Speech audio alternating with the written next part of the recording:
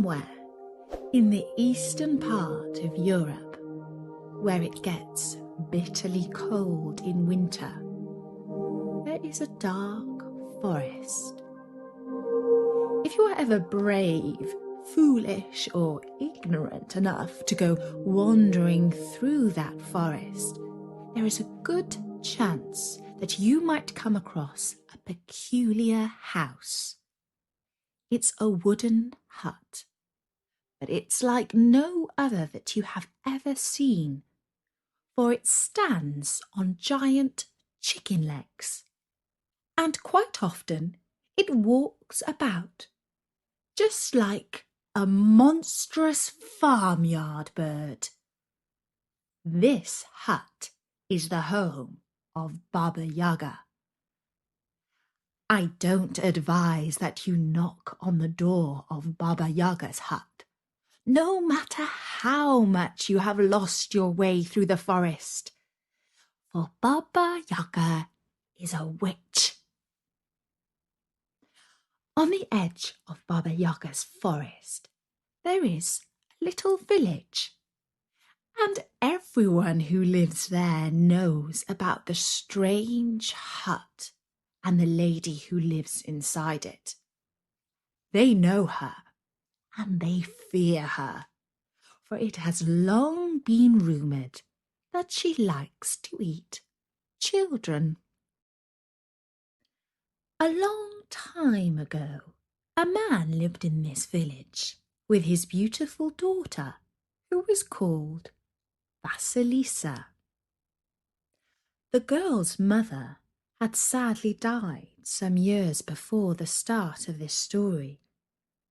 But before she died, she gave Vasilisa a wonderful gift. It was a little rag doll that did not look so different from any other. The girl's mother told Vasilisa that she should take special care of the doll.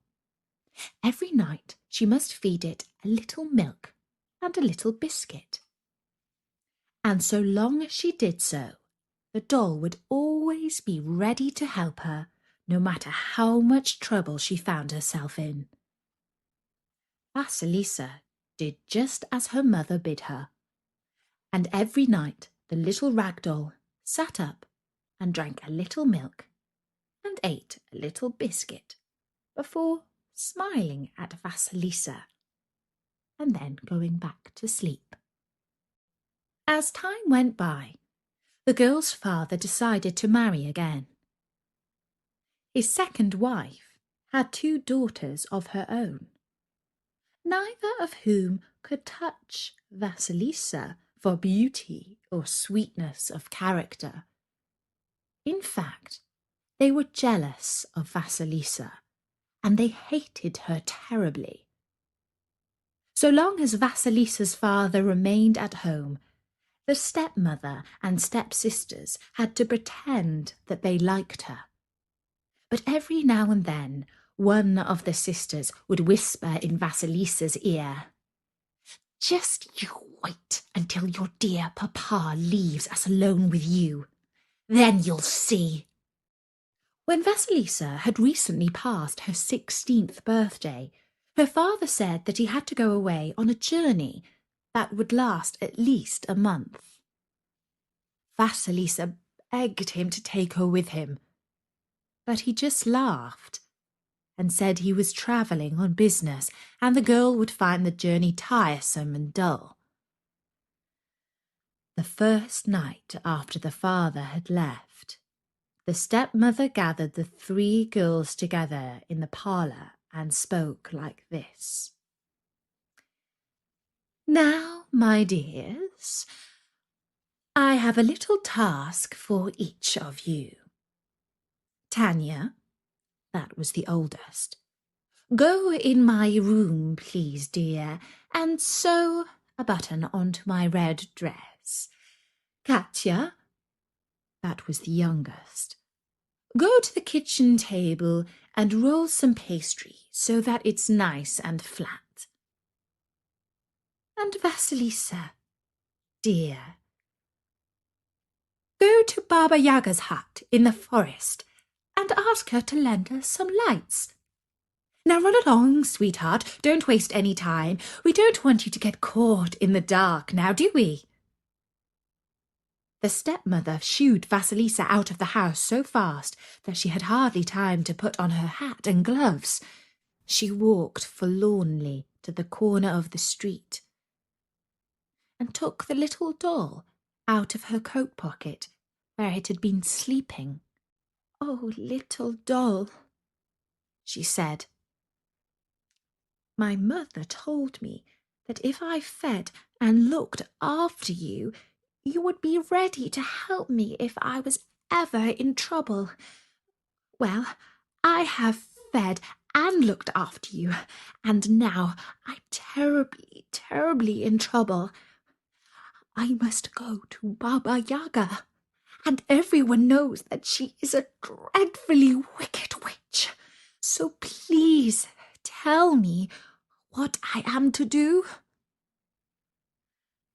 And the little doll looked up at Vasilisa and said, "Be as brave as you are beautiful. Go to Baba Yaga's hut, and no harm will come to you."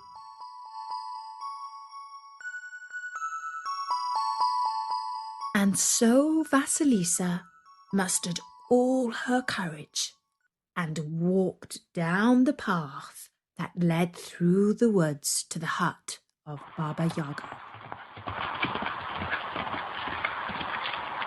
After a while, the young girl heard the sound of galloping hooves coming up behind her, and she stepped off the road to let a horse ridden by a rider in a blazing red cloak shoot past her. "I wonder who that was," thought Vasilisa before setting off on her way once more. A little further on, she once again heard the sound of galloping hooves, and this time a rider in a cloak of dazzling white sped past her and down the road that led to Baba Yaga's hut. And some time later, a third horse shot by. Its rider wore a cloak that was as black as night. After about an hour of walking, Vasilisa came to a clearing in the forest. Although it was getting quite dark now, she had no trouble seeing, for this neck of the woods was lit by skulls with blazing eyes. The skulls were mounted on top of a high fence, and beyond the fence she saw the strange hut that stood on chicken legs.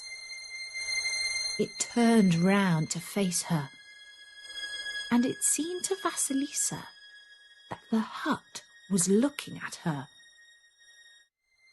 Then the chicken legs began to kneel, and the hut lowered to the ground, and the door creaked open. Baba Yaga's nose was so long and bony that it appeared through the door before the rest of her. A moment or two later, the nose was followed by a tall, skinny old woman holding a broomstick.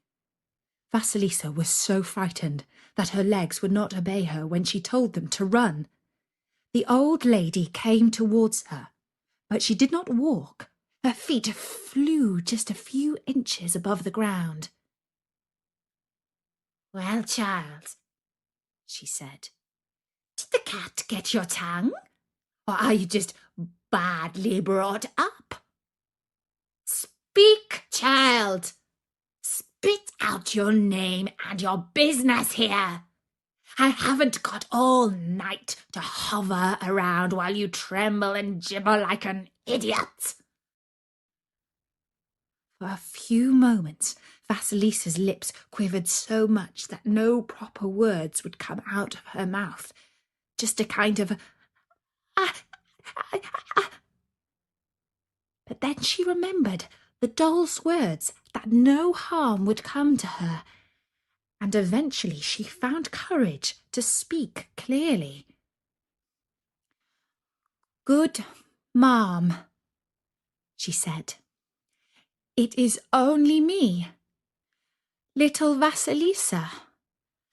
My stepmother sent me to the forest to borrow a light from Baba Yaga." "Did she now?" said Baba Yaga thoughtfully. "Well, I am Baba Yaga, but you may call me Babushka." Vasilisa brightened a little at this, for Babushka is a kindly name that means grandma. Baba Yaga went on. "Now, come with me into my hut.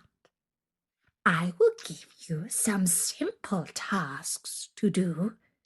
If you are not lazy and complete your work like a good girl, then I will give you the light that you ask for and let you go free.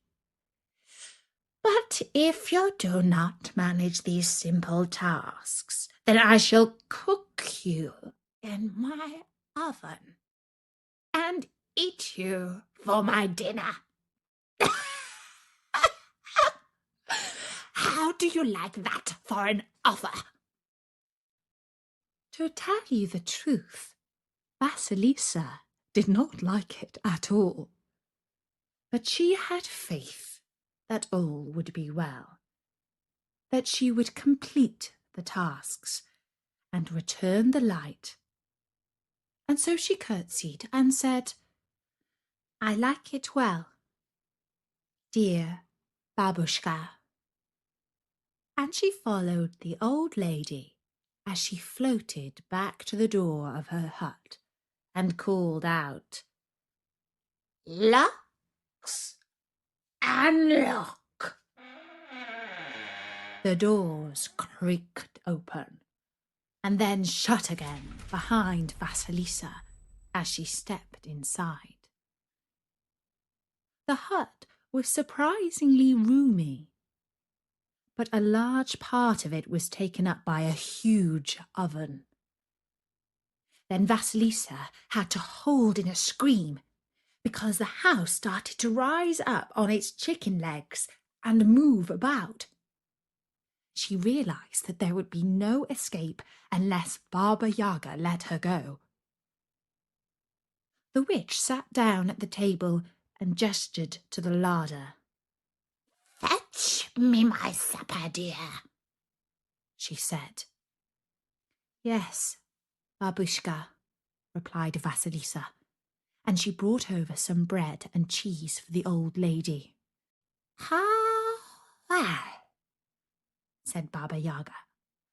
"Soon I shall be enjoying a nice plate of roast meat, thinly sliced and pink in the middle."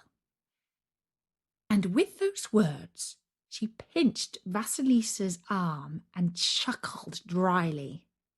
"Now, tomorrow, dear, you must complete my little tasks. When I am away from the hut, you must tidy the yard, clean the hut, and cook pumpkin soup for my supper. Can you manage that?" "Why, yes, Babushka, I can," said Vasilisa, who was relieved that the tasks did not sound by any means beyond her ability.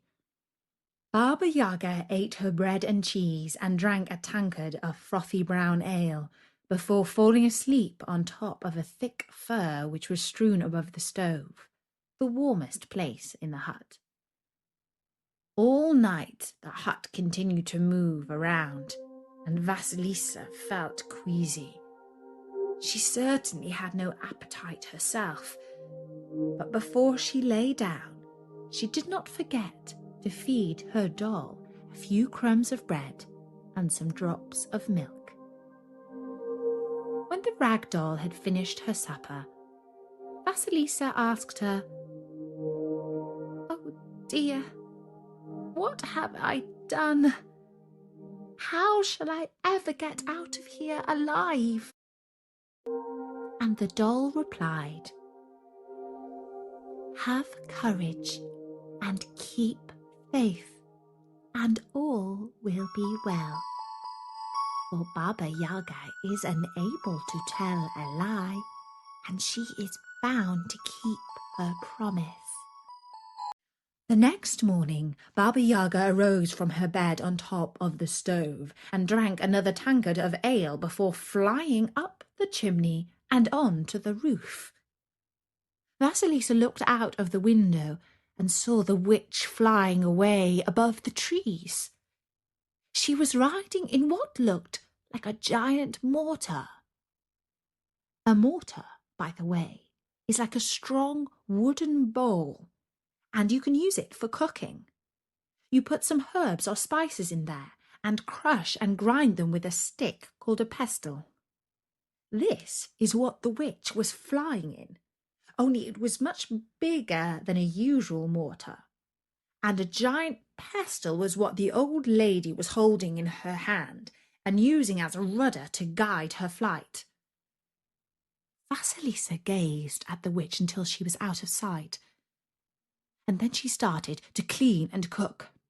She managed to get everything spick and span, and the soup was bubbling on the fire by midday. But now she faced the impossible task. How could she possibly pick the black peas out of a sack of white ones? Why, there must have been thousands, if not millions, of peas in the sack. She heard a noise outside the hut. "Oh, Baba Yaga must be back early. Now I am done for," she exclaimed. But when she looked out of the window, she saw not Baba Yaga, but the red horseman who had overtaken her on the way to the hut. He galloped around the fence of the compound and then was off again into the woods. Vasilisa sighed and wished that he would only come and rescue her, whoever he might be. Then when she turned around from the window, she saw that all the peas had been sorted into two piles, one black and one white. Her task was done. That evening, after Baba Yaga flew back home from whatever business she had been on, the old witch could not hide a surprise at all that her guest had managed to achieve in one day. "I see that you are a good little worker, my dear," she said. "Well, in that case, tomorrow you can make pea soup and fetch water from the stream to fill up the tank. Here, use this bucket." Only what was handed to Vasilisa was not a bucket, but a sieve, and the poor girl wondered how she would ever manage to use it to fetch water. Still, that night, when the little rag doll urged her not to feel despair, she knew in her heart that something wonderful might happen to help her. And it did. For as she stood by the stream, holding the sieve in her hand, the white horseman rode by, took it from her, and swept over to the hut, where he hurled it through the open window. She found that the tank was filled with fresh water. That evening, Baba Yaga dipped her bony finger in the tank, and tasted the drop of fresh water. She said, "Indeed, you are a hard-working girl. Let's see if you are clever, too. Tonight, you can stay up and count the number of stars in the sky. If you tell me the right number in the morning, you can take your light and go free. But if your answer is wrong, even if you tell me one star too many or too few, then I shall have you for breakfast."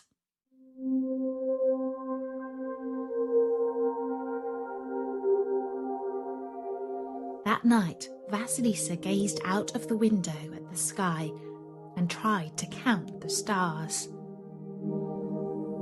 1, 2,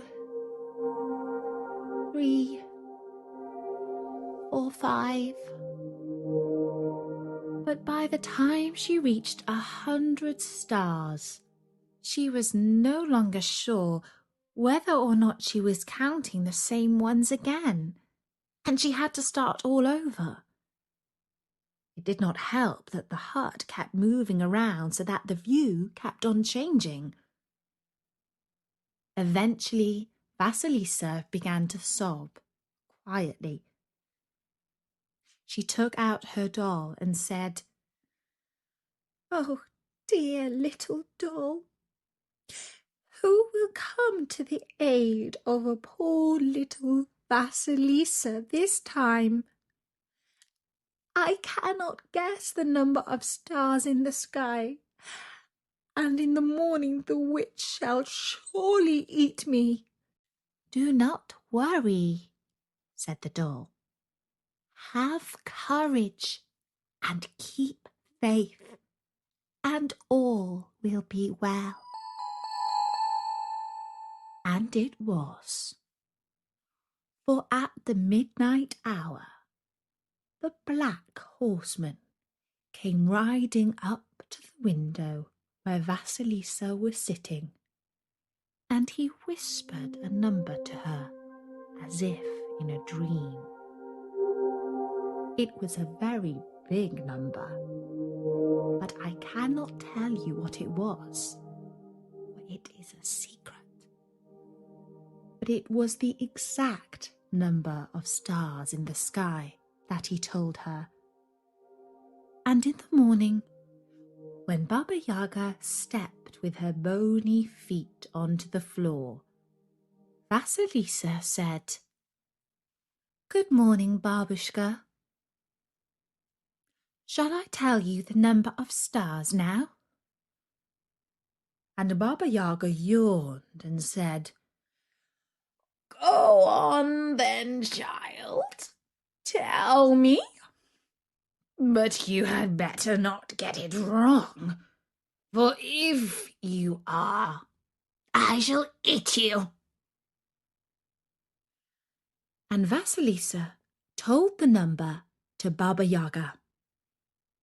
And Baba Yaga let out a terrible cry like, "Ha!" And her eyes blazed like those of the skulls on the fence surrounding her hut. "Who told you that?" she demanded so fiercely that Vasilisa shrank back. "It was a black horseman of the night who helped you, wasn't it?" She picked up a plate and threw it across the room so that it smashed against the wall. Then she picked up a knife, and Vasilisa was sure she meant to kill her. "But Babushka," she said, "you promised that if I told you the number correctly, I could take a light and go free." And Baba Yaga froze for a moment, and the fierce glaze of her eyes dimmed somewhat. "Ah, yes," she said more calmly. "So I did. And I suppose it was morning and day that helped you with the other tasks I set you?" And Vasilisa nodded, for she now understood that the 3 horsemen were morning, day, and night. "There you are, a good girl," said Baba Yaga. "For if morning, day, and night chose to help you, that means that your soul is in harmony with the universe. I will do you no harm. Wait here while I shall go on my business. I have no tasks for you today, and tonight you shall return home with a light." And that evening, after Baba Yaga flew home on her mortar, she took Vasilisa out into the courtyard and gave her one of the skulls with the blazing eyes. "Take this," she said, "and it will light up your stepmother and your 2 stepsisters very well." Vasilisa took the skull and returned back down the path to her village. She expected that her stepmother would have found a light by now. But in fact, the house was not lit at all. Instead, her relatives were sitting in complete darkness. "I'm home," called out Vasilisa. But she received no reply, for as soon as the light fell on her stepmother and stepsisters, they turned to dust. And Vasilisa went to live with a kindly old lady in the village until her father returned from his business. When he came back, he thought that his wife and stepdaughters must have run away. He did not miss them much. He lived happily with his beautiful daughter Vasilisa until one day a prince came riding by and caught sight of her. She was the most beautiful girl he had ever seen, and he had no hesitation in asking her to marry him, which she did, and they lived happily ever after.